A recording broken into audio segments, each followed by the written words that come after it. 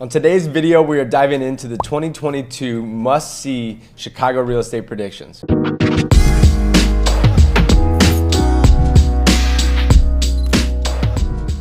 Welcome back to the channel. My name is Jordan Pyle. I'm your go-to Chicago realtor servicing buyers, sellers, and investors throughout this beautiful city. If you have any questions about your real estate goals in the new year, feel free to reach out down below and schedule a real estate strategy call. And I would love to chat with you, figure out how we can take you from where you are to where you want to go. And before you leave today, if you could do us a favor and like, comment, and subscribe to our channel so that you can catch all of our future videos about Chicago real estate and living and working in Chicago. All right, today, diving into the hot topic of the 2022 must-see real estate predictions. So I've been a realtor downtown in the city of Chicago for the last 8 years, going into my 9th year here in 2022.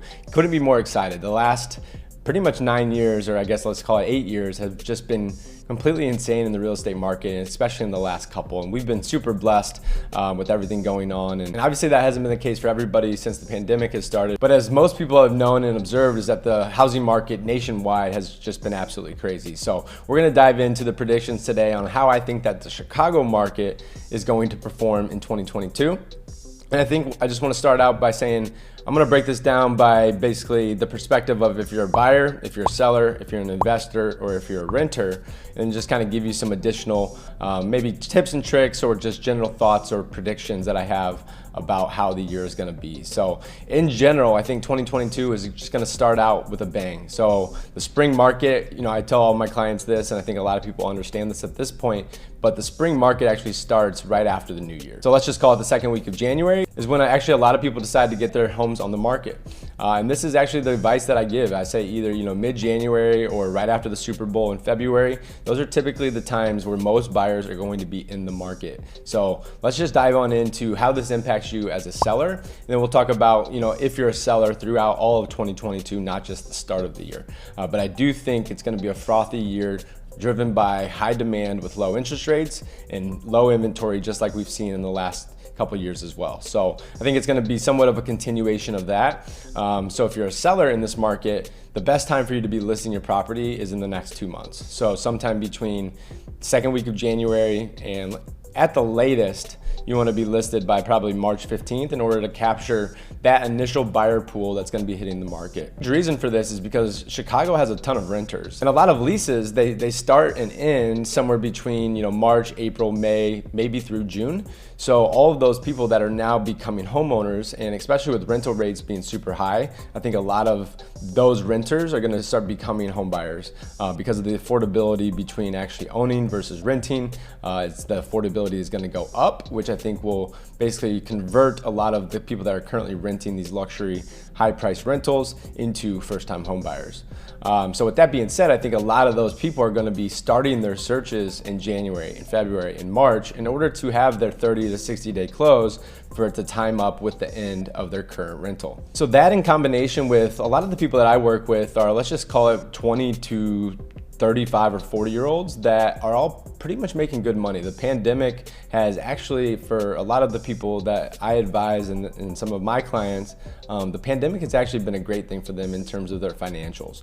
So a lot of people have been saving more money, not going out quite as much. I remember at the start of the pandemic, and just in general, some of the commuting costs and things like that of having office spaces and having the different things that were associated with actually a normal work environment pre-COVID, a lot of those expenses are being saved, and a lot of people have just had career advances due to the general age of the millennial, getting older, getting further into their careers, having the family formation stages, so they're starting to have families, get engaged, things like that, possibly even growing their families, needing more space than what they had before.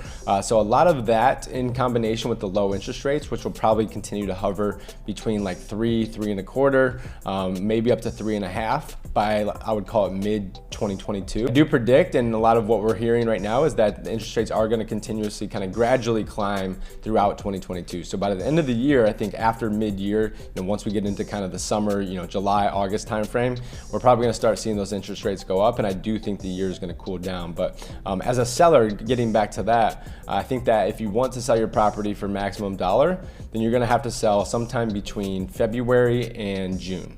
And I think for a lot of people, this is a little bit of a double-edged sword because they're gonna have to sell, but they're move-up buyers, so they need to go and buy something else.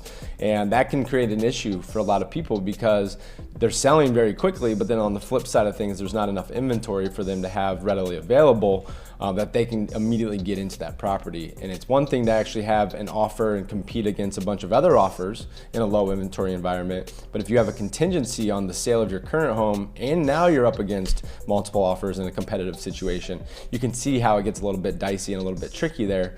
So you just want to ensure that you're capitalizing on the best time of year to sell and get it under contract quickly for maximum dollar, hopefully with multiple offers, because then you can get a little bit more choosy around your terms, and hopefully maybe you can implement some type of post-close possession or work in a longer closing date so that you have a little bit more time after you go under contract to actually go find that next property.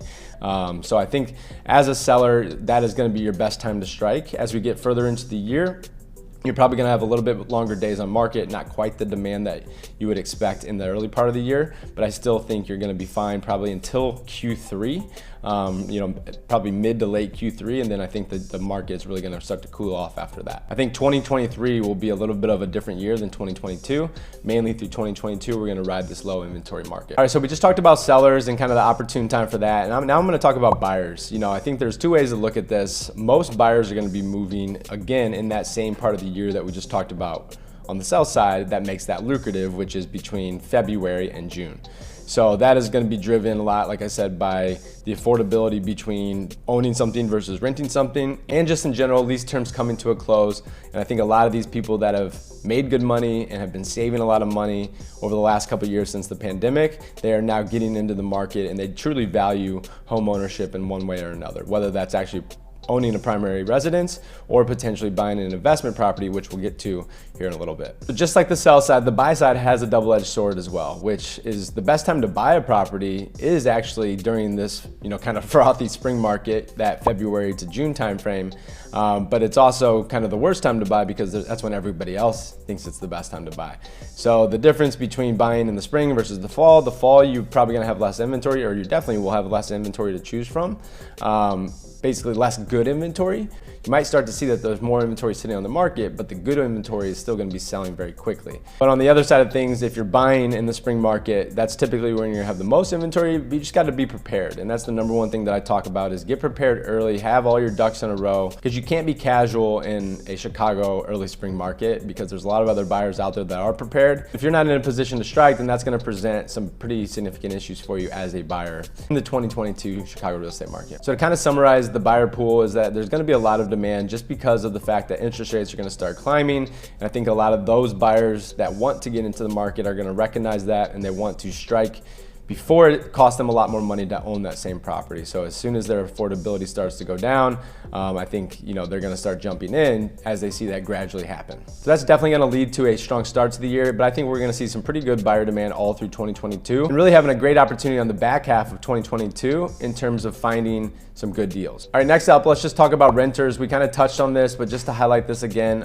rental rates are pretty much 5% higher than they've ever been. So they are actually through the roof. So right now with low interest rates, the affordability of owning something versus renting something is actually a lot more affordable. However, you're still gonna have a large subset of the market that continues to rent just because of the uneasiness or kind of the unknown of what's going to happen in all the different markets throughout 2022. We have a lot of different political pressures, societal things going on, and just a lot of different things that are kind of in motion. We're not necessarily sure where some of these things are gonna land. So I think there's gonna be a good amount of people that continue to rent. They're just gonna pay the higher prices. But I think a lot of people are gonna be sick of that. So they're gonna become first-time home buyers. But I do think you're gonna see downtown, luxury rental buildings, high-rise type buildings with full amenities. They're gonna be charging, they might have 1 month concession, but back in the day, in the pandemic timeframe, they were almost giving 2 months free or 3 months free at times. So I think you're gonna have a lot more competition. You're gonna have a lot of these buildings that stick a little bit more and be a little bit more hard-nosed on their pricing because they know that the demand is coming back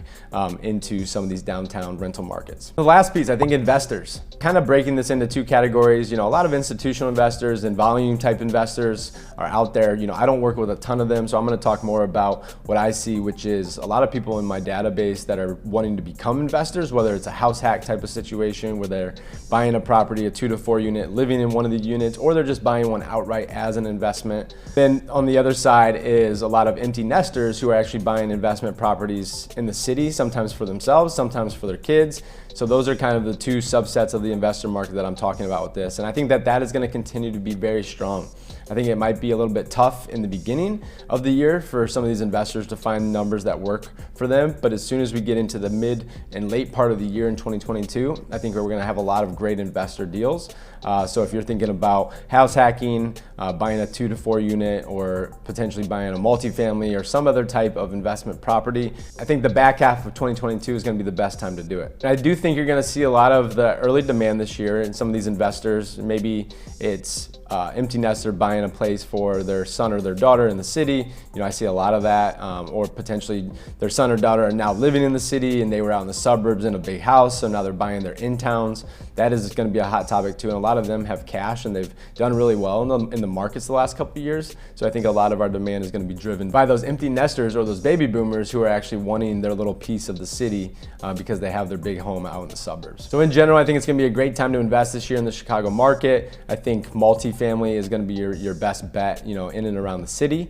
And then obviously different markets out in the suburbs, things like that. I guess that would be the last thing I could touch on is Chicago suburbs. They're going to continue to be hot, but I don't think they're going to be as hot as they've been. I think there's going to be a lot more demand coming back to the city now as things start and continue to normalize. But I do think the suburban market is still going to perform really well in 2022. So that's it for now. There's a lot more that we could talk about regarding the 2022 Chicago real estate market predictions, but those are kind of my high-level summary from the perspective of being a seller, being a buyer, being an investor, or a renter in the Chicago real estate market. So if this has been helpful, please do us a favor and like, comment, and subscribe so you can catch all of our future videos. And if you have any questions about your specific real estate goals, I always say that it's a custom approach. We need to tailor our real estate strategy to your ideal outcome and your ideal goals and kind of the perfect experience for you as it pertains to your real estate goals. So reach out down below for a real estate strategy call. We'll get you geared up for success in the new year. Thank you so much for tuning in. Like, comment, and subscribe, and we'll see you soon.